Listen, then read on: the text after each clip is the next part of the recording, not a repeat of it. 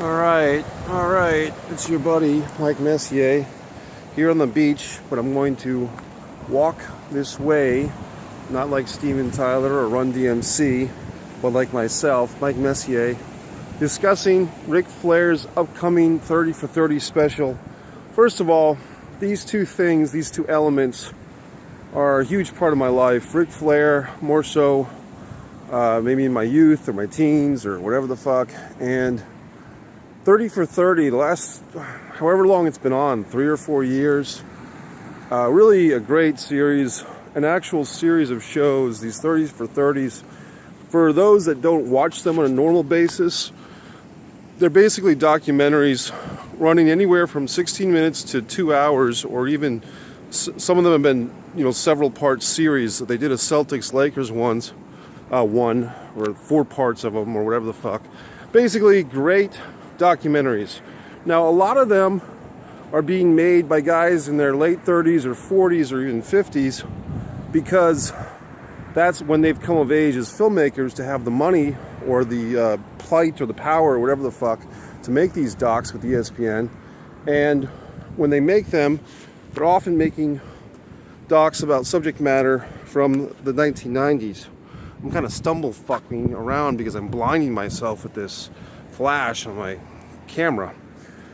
So, point being, a lot of people who watch these 30 for 30s are enjoying the reap of the benefit of aging, that the stuff from the 90s, like the Buffalo Bills losing 4 Super Bowls in a row, or Bo Jackson, all of these subject matters on 30 for 30. That being said, let's get to the fucking point. Ric Flair, subject matter, 30 for 30. What are my thoughts? As a huge Ric Flair fan, having met Flair 4 times, in fact, I was the timekeeper and the bell guy for a night of top rope wrestling in Fall River, Mass. The night that Roddy Piper passed away, we had Ric Flair as a special guest. He fulfilled his obligation to sign autographs, did a 5-minute speech, and then left to go to attend to Roddy's family out of respect, because they were such good friends. Some motorcycle assholes in the background. He's not a great friend to me, just some fucking asshole. Motorcycles, what do I think? I'm not a big fan ever since Carrie's foot. But anyway, going back to the subject at hand, as I wear an ODB shirt, old dirty bitch in wrestling terms, that's an actual wrestler, I'm not coming up with their name. What do I think of Ric Flair's 30 for 30? I guess I'm beating around the bush. I'm not looking forward to it, and I'll say why. I am, but I'm not, to be Meltzer Waffly. I am because you have to watch it. You're a wrestling fan, I'm a wrestling fan. We have to watch this Flair doc, and it's going to be great. It's going to be amazing. I'm sure it is.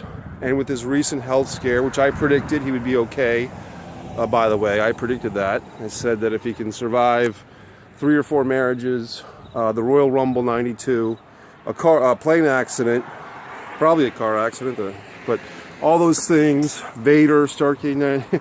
Now, some of these are work things, but the reality is, if Rick can survive all that, some little bout of whatever the fuck is not going to kill him yet.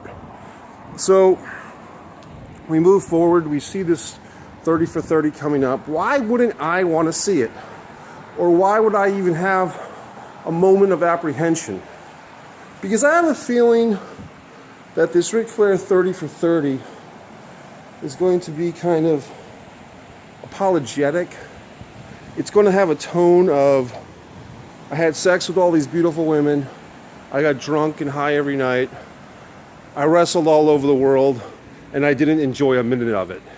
You know what I mean? It's going to be like this, where I was so wasted and drunk, I was making love with beautiful women across the world, but I was leaving my small children and my wife behind in North Carolina, and I just didn't know what I was missing. You were missing changing diapers and going to little Charlotte Flair's Tinkerbell recital or whatever the fuck. Or, David and Reed got into a fight at school with some kids who were Dusty Rhodes fans. Who cares? I mean, I guess I just don't like that thing. I think Rick is 68 now. I guess I'll call him Rick. Not that we're pals or anything. But my point being this. I grew up with Ric Flair as I've said, more important than Ronald Reagan as the president. I don't really want to see like an apologetic thing where Ric Flair is apologizing for being Ric Flair. Like at the age of 68, because of this health scare, he suddenly realized he didn't enjoy his life of being Ric Flair. Like, now that I look back, all the drinking, all the philandering, I didn't enjoy a minute of it. I was empty. I don't really give a flying fuck. You know what I mean? Like, I just want to, like, tell me about the Rick Martel match in Japan. Tell me about Jumbo Tsuruta eating sushi, or Kerry Von Erich, you know, being high as a kite and walking him through a match, or going to Memphis and wrestling Jerry Lawler, or the Rumble 92. Like, how'd you pace yourself? Like, do like a kayfabe 30 for fucking 30 about wrestling, Rick. Like, I just don't want to, and I just have that feeling.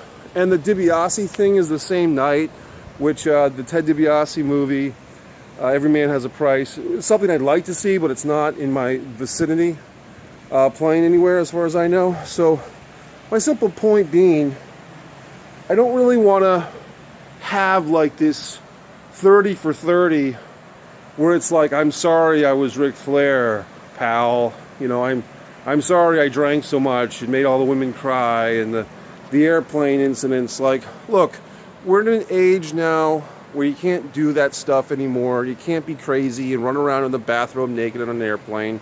But let us just have the memories, for crying out loud. Like, hey, once upon a time, you could be fucking absolutely nuts and be the world champion of wrestling, NWA, and be a fucking role model in some bizarre, you know what I mean? Like, at least live vicariously through the Nate, because the Nate was living this non-politically correct, insane life that we all wanted to live, but we knew deep down we couldn't. And now it's going to be like, well, I was so drunk and I was so crazy, but I really was empty inside. I don't want to hear it. I just don't. You know what I mean? So it's just like, I mean, I used to hang out with Ox Baker, okay? And I haven't talked about that a lot on video, but Ox would tell me stories, and I just don't like it. And he would never apologize for those stories. He'd just tell it the way it is. So I guess I'm looking forward to 30 for 30. I'll fucking tape it. I'm sure it'll be excellent. But if Mark, heed my words, friends. If it turns out to be an apology fest, and it's just, I really should have just stayed home with the kids. I shouldn't have wrestled Jack Finino in Puerto Rico or Venezuela.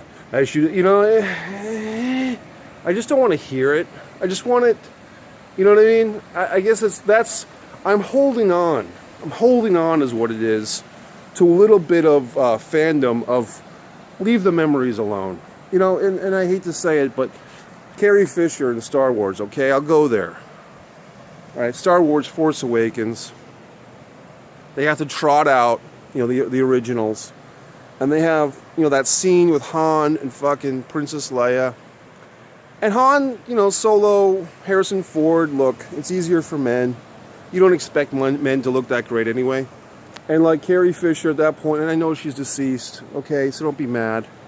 But it's just like, Han Solo still looked more or less like Han Solo, but Princess Leia, it looked a little bit like Grandma.